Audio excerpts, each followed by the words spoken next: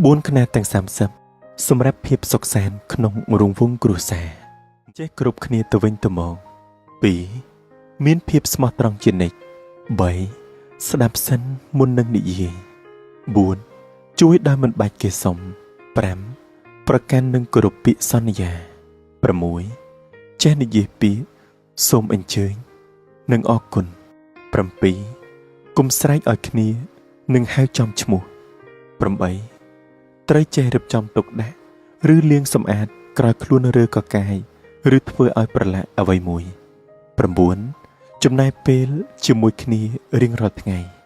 10ពេលធ្វើខុសត្រូវចេះសុំទោស11គាំទ្រក្តីសុបិនគ្នាទៅវិញទៅមក12ហូបអាហារជុំគ្នា13ពេលជុំគ្នានៅតុបាយកុំមើលទូរស័ព្ទ14ចែកគ្នាទទួលខុសត្រូវ15ឧស្សាហ៍បង្ហាញក្តីស្រឡាញ់ចំពោះគ្នា16មានចិត្តសប្បុរសហើយចេះខន្តី17ត្រូវស្គាល់កន្លែងរបស់សមាជិកម្នាក់18ពេលមានបញ្ហាត្រូវដោះស្រាយដោយស្ងៀមស្ងាត់19សើចសប្បាយជាមួយគ្នាឲ្យបានញឹកញាប់20ជួយលើកទឹកចិត្តគ្នាទៅវិញទៅមក21ចេះលាក់ការអាត់កំបាំងក្នុងក្រុមគ្រួសារ22បន់ស្រន់ឬគិតគូរពិចារណាជាមួយគ្នា23ធ្វើអ្វីត្រូវខិតខំអស់ពីចិត្តកាយ24ចេះថែទាំទុកដាក់របស់របរក្នុងក្រុមគ្រួសារ25ផ្ដល់ជំនួយឲ្យគ្នានៅពេលដែលត្រូវការ26មិនលាក់បាំងអ្វីដែលធ្វើឲ្យអ្នកដទៃក្នុងគ្រួសារឈឺចាប់27ទទួលយកកំហុសហើយរៀនសូត្រ28ពេលបានជោគជ័យត្រូវជួយអបអរគ្នា29និយាយរឿងវិជ្ជមានពីក្រុមគ្រួសារនិង30រាល់ពេលត្រូវតែគិតដល់គ្រួសារមុនគេអ្វីទៅជាចរិតមនុស្សល្អនិយាយស្ដីដោយចិត្តស្មោះធ្វើកិច្ចការដោយផ្ចិតផ្ចង់ផ្ដល់ភាពស្មោះត្រង់នៅពេលនៅជាមួយគ្នាធ្វើជាមនុស្សមានសច្ចធម៌មិនបោកប្រាស់មនុស្សដែលទុកចិត្តនេះមិនបោះបង់មនុស្សដែលផ្ដល់តម្លៃឲ្យនេះមិនធ្វើបាបចិត្តមនុស្សដែលស្រឡាញ់នេះមិនបំភ្លេចមនុស្សដែលខំជួយនេះនេះគឺជាមូលដ្ឋាននៃការធ្វើជាមនុស្សល្អមនុស្សដែលមានចរិតល្អមានសីលធម៌ផ្ទាល់ខ្លួនសេចក្តីសប្បុរសនិងភាពស្មោះត្រង់របស់ពួកគេគឺជាខែលដ៏រឹងមាំដូច្នេះពួកគេមិនត្រូវការច្បាប់ខាងក្រៅច្រើនទេហើយសន្តានចិត្តល្អនេះហើយក៏នឹងដាស់សតិពួកគេមិនបង្កគ្រោះថ្នាក់ឬក្បត់ចិត្តមនុស្សជាទីស្រឡាញ់បានឡើយរឹតតែមិនអនុញ្ញាតឲ្យនាងរងទុក្ខរងអយុត្តិធម៌ទឹកភ្នែកជោគខ្នះផ្ទុយទៅវិញមនុស្សដែលមានសន្តានអាក្រក់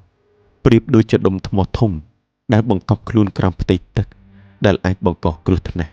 ដល់ជីវិតប្រចាំថ្ងៃគ្រប់វិនាទីនៅពេលពួកគេជួបបញ្ហាការបញ្ចេញប្រតិកម្មដំបូងរបស់គេមិនមែនជាការរ៉ាប់រងទទួលខុសត្រូវទេបែរជាកំសារិះថយគេចវេះឬអាចច្រានចោលកំហុសគ្រប់យ៉ាងរបស់ខ្លួនឯងទម្លាក់កំហុសឲ្យគេដែលឥតអៀនខ្មាស់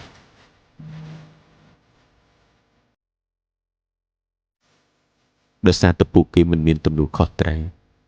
និងខ្វះវិន័យផ្ទាល់ខ្លួនពេលបាននៅជាមួយមនុស្សបែបនេះអ្នកនឹងស្មានមិនត្រូវទេថានៅពេលបន្ទាប់ទៀតគេអាចនឹងប្រព្រឹត្តទង្វើអ្វីខ្លះប្រើសម្ដីអ្វីខ្លះមកចាក់អ្នកឲ្យឈឺនោះឡើយពីព្រោះពួកគេដឹងច្បាស់ថានិយាយបែបណាអាចចាក់ទម្រង់បេះដូងរបស់អ្នកឲ្យឈឺបំផុតបាន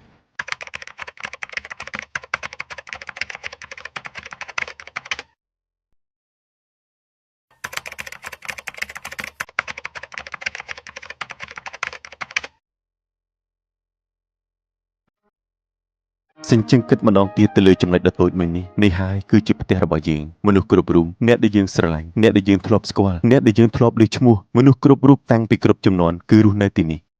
រាល់ការសប្បាយនិងការឈឺចាប់គ្រប់សាសនាមនុស្សគុំវិជាទ្រឹស្ដីសេដ្ឋកិច្ចមនុស្សសម័យបុរាណដែលរស់នៅដោយការបរបាញ់ វរៈជនកំសាកជនអ្នកបង្កើតនិងអ្នកបំផ្លាញអរិយធម៌ស្ដេចនិងរីគូស្នេហ៍វ័យក្មេងនិងឪពុកម្ដាយវ័យចំណាស់និងកូនក្មេងពេញដោយក្តីសង្ឃឹមអ្នកពូកែច្នៃប្រឌិតបង្កើតរបស់ថ្មីនិងរបបកំហើញថ្មីគ្រូបង្រៀនអ្នកនយោបាយពុករលួយតារាល្បីៗមេដឹកនាំផ្ដាច់ការបព្វជិតនិងបាបជនគ្រប់រូបនៅក្នុងប្រវត្តិមនុស្សជាតិយើងគឺរស់នៅទីនេះនៅលើចំណុចដ៏តូចល្អិតជាល្អងធូលីអណ្ដែតនៅក្នុងចំណងពន្លឺព្រះអាទិត្យផែនដីគ្រាន់តែជាចំណុចដ៏តូចល្អិតមួយប៉ុណ្ណោះនៅក្នុងលំហដ៏ល្វឹងល្វើយនៃចក្រវាឡយើងសាកគិតទៅមើលអំពីមេតបនិងអធិរាជដែលសម្លាប់មនុស្សបង្ហូរឈាមគ្នាដើម្បីបានធ្វើជាអ្នកត្រួតត្រាត្រឹមមួយរយៈពេលខ្លីនៅលើផ្នែកដ៏តូចមួយនៃចំណុចដ៏តូចល្អិតមួយគិតអំពីទង្វើដ៏ឃោរឃៅដែលរាប់មិនអស់របស់មនុស្សមួយក្រុមធ្វើទៅលើមនុស្សមួយក្រុមទៀតដែលជាមនុស្សដូចគ្នារស់នៅលើចំណុចដ៏តូចល្អិតមួយនេះយើងឃើញថាមនុស្សយើងគឺពោពេញខ្លាំងណាស់ទៅដោយការមិនយល់គ្នាស្រេកឃ្លានតែនឹងការកាប់សម្លាប់គ្នាដុតរលរាលទៅដោយការស្អប់ខ្ពើមគ្នាទៅវិញទៅមកភាពក្រអឺតក្រទមរបស់យើងគិតស្មានថាសំខាន់ជាងគេច្រឡំថាយើងមានលក្ខណៈពិសេសជាងគេនៅក្នុងចក្រវាឡនេះគឺគួរតែភ្ញាក់ខ្លួនដោយរូបភាពនៃចំណុចតូចភ្លឺល្អិតមួយនេះផែនដីរបស់យើងគឺជាចំណុចភ្លឺដ៏តូចល្អិតឯកាមួយហ៊ុំព័ទ្ធទៅដោយភាពងងឹតនៃចក្រវាឡនៅក្នុងដែនកំណត់នៃចំណេះដឹងរបស់យើងក្នុងភាពល្វឹងល្វើយនៃចក្រវាឡនេះគ្មានតម្រុយណាមួយនោះទេដែលថានឹងអាចមានជំនួយពីខាងក្រៅណាមួយមកជួយសង្គ្រោះយើងពីទង្វើរបស់យើងខ្លួនឯង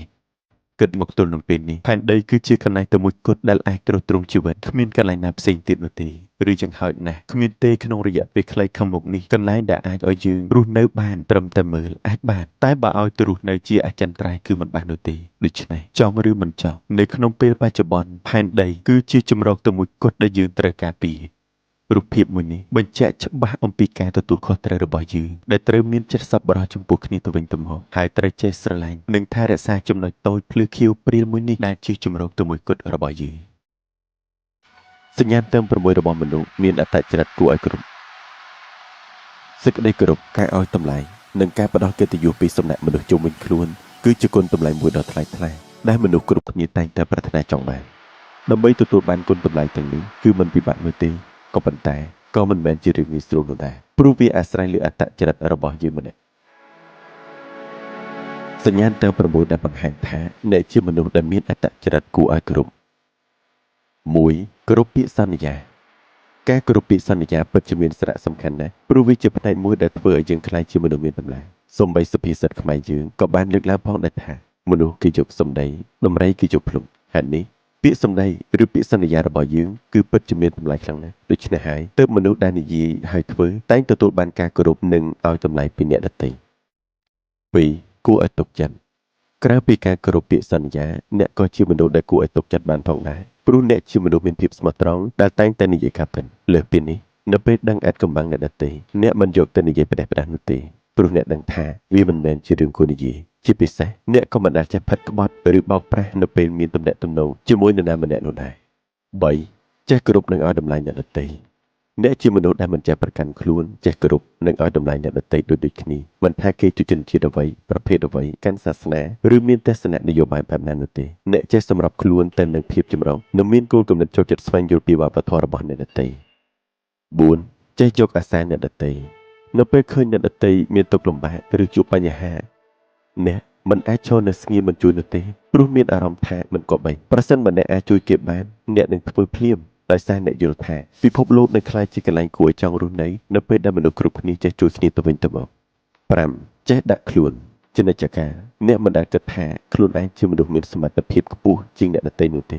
ទោះជាអ្នកជាមនុស្សពូកែយ៉ាងណាក៏ដោយអ្នកតែងតែមានស្មារតីរៀនសូត្រពីភាពខ្លាំងរបស់អ្នកដទៃហើយចំណុចនេះបានធ្វើឲ្យមនុស្សជុំវិញខ្លួនគោរពស្រឡាញ់អ្នកដែលគ្មានលក្ខខណ្ឌ 6. មិនស្ទាក់ស្ទើរទទួលកំហុស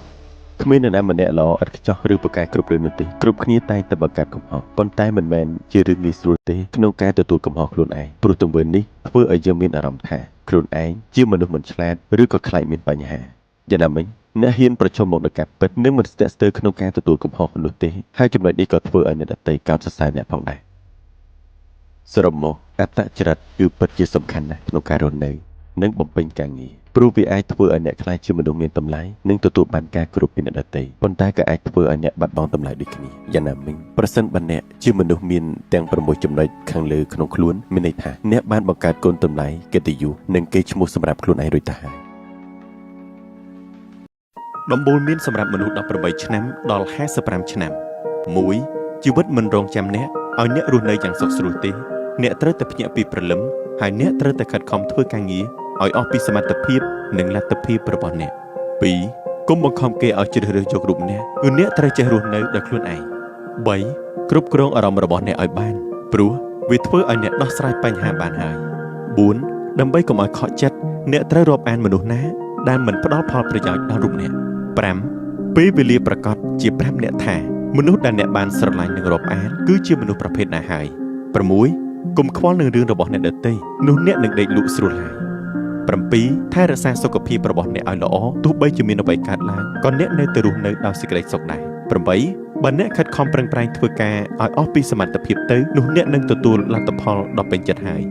9. ប្រសិនបើអ្នកមិនខិតខំប្រឹងប្រែងធ្វើឲ្យសុបិនរបស់អ្នកខ្លាចជាការពិតនោះទេនោះអ្នកដទៃនឹងជួលអ្នកធ្វើឲ្យសុបិនរបស់គេខ្លាចជាការពិតទៅវិញហើយ 10. កុំខ្វល់ទៅនឹងដំបូលមាននៃក្រុមមនុស្សមិនបានការខ្លះព្រោះពួកគេចង់ឲ្យតែអ្នកជួបនៅភាពអន្តរាយទេ 11. បើអ្នកធ្វើការឬក៏អង្គុយក្នុងការិយាល័យអស់រយៈពេល30ឆ្នាំរងចាំឲ្យគេប្រើដោយវក់វីដែលមិនបានមុខតំណែងទូនាទីនឹងបនសាអ្វីសោះនោះវាគឺជាការចំណាយពេលវេលាឥតប្រយោជន៍ហើយ 12. ប្រសិនបើអ្នកបានធ្វើឲ្យសម្រេចគោលបំណងរបស់អ្នកហើយទើបអ្នកឲ្យគេដឹងគឺជីវិតរបស់អ្នកមានលក្ខណៈល្អប្រពៃណាស់